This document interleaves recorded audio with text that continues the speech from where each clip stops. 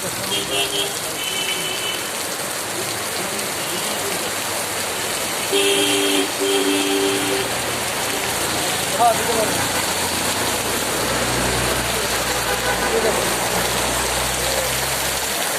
খারাপ লাগবো না বাবা, আমি তোমার বলি রানিংয়ে থাকলে এগুলো ঝামেলা কোনো 1-1.5 লাখ টাকা ঝামেলা কোনো ঝামেলা নেই।